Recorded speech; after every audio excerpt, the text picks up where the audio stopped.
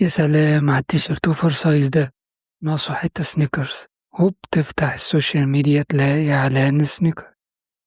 يا سلام على البدلة دي، ناقصها ساعة وتكمل. هوب تفتح انستجرام تلاقي إعلان الساعة. الماتش آخر مرة جربتها كانت مش أحسن حاجة بصراحة. أكيد أكيد أكيد في أحسن منها. هوب تفتح انستجرام تلاقي مكان ماتش جديد.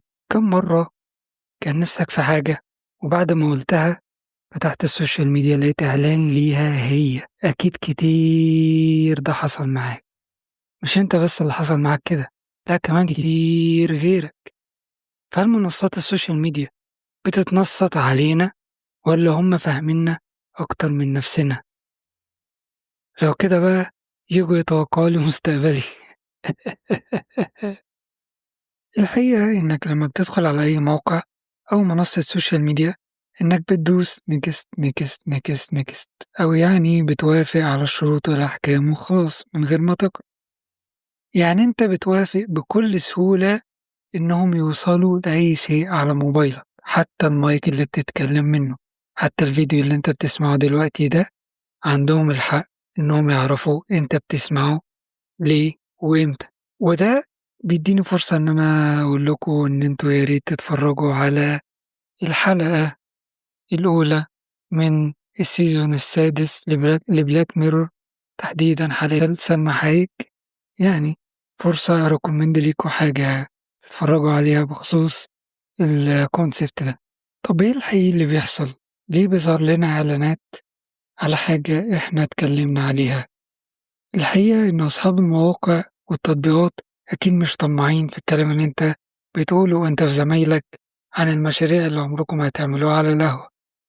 اللي بيحصل إنك تفاعلت مع شيء أنت كنت محتاج تشتريه على موقع ما أو على السوشيال ميديا، فاللي بيحصل إن المواقع دي بتبتدي تجمع الداتا بتاعتك عشان تعرف أنت بتهتم بإيه. بعد كده بترجع تستهدفك بنفس المنتجات اللي أنت تفاعلت معاها قبل كده أو حتى منتجات مشابهة. طب ممكن يجي في ذهنك سؤال تاني، ليه بيظهر لك أنت وأصحابك نفس الحاجات اللي أنتوا اتكلمتوا عنها؟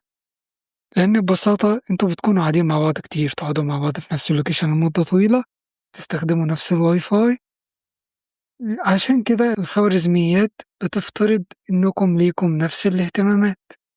طب هل فعلا التطبيقات والمواقع دي محتاجين يسمعوا اللي أنت بتقوله؟ الحقيقة لأ، هم محتاجين بس الداتا الخاصة بيك اللي بتتكلم عنها. يعني بيانات الGPS بتاعك، اللوكيشن اللي أنت بتفضل فاتحه، التطبيقات اللي أنت بتستخدمها طول الوقت، الوقت اللي أنت بتقضيه قدام الشاشة، الحاجات اللي بتقف عندها أو بتحاول تفتحها ومش بتشتريها، المرات اللي أنت وقفت عندها حتى بالماوس على منتج بيبقوا عارفينها، مقاس لبسك الداخلي بيبقوا عارفينه، ورقم صاحبتك حتى أكيد بيبقوا عارفينه. فالأكيد هم عارفين كل اهتماماتك، فعلشان كده بيقدروا يستنتجوا إيه الخطوة الجاية بتاعتك، حتى الكلمة اللي أنت ممكن تكون عايز تقولها. نروح لسؤال تاني، الميكروفون اللي في تليفونك إزاي التطبيقات ممكن تستخدمه بطريقة قانونية؟ سهل جدا، في تطبيقات دايما بيكون الميكروفون شغال، زي تطبيقات المساعد الصوتي زي مثلا سيري، زي جوجل أسيستنت، زي أليكسا، لأنها بتكون مستنية أمر منك. في تطبيقات تانية بتسمع البرامج اللي شغالة في الخلفية، في إشارات صوتية مش مسموعة موجودة في الإعلانات بيتم رصدها عادي جدا. طيب دلوقتي إيه المهم؟ المهم إننا نعرف المشكلة فين. المشكلة إن أنت اديت الإذن لكل التطبيقات على موبايلك إنها تعرف عنك كل حاجة.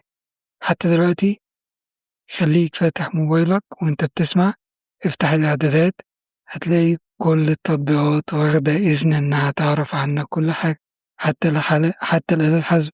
طب ليه أنت تدي الآلة الحاسبة معلومات عنك؟ هتعرف يعني إن أنت تحت خط الفقر؟ الموضوع بسيط، أنت سلمت حياتك وبياناتك كلها، موقعك، الحاجات اللي أنت بتشتريها، رسايلك، البحث اللي أنت بتبحث عنه، حتى نومك، بيبقوا عارفين أنت بتنام إمتى وبتصحى إمتى. طب دلوقتي الحل إيه؟ إيه اللي نقدر نعمله؟ اللي نقدر نعمله ببساطة إن أنت التطبيقات اللي أنت مديلها إذن لأي شيء تبتدي تلغيه. استخدم متصفحات بيديك الخصوصية. مش كل حاجة تشاركها على السوشيال ميديا. لما تيجي تدخل على موقع ما تدوسش accept all cookies. وفي الآخر وببساطة أحب أقول لك إن موبايلك ممكن يكون أداة تجسس عليك بكل بساطة، بإن أنت بتسمح بضغطة واحدة إنهم يكونوا معاك طول الوقت. فأنا ما تنساش تعمل شير ولايك وسبسكرايب، تشير الحلقة مع أصحابك، و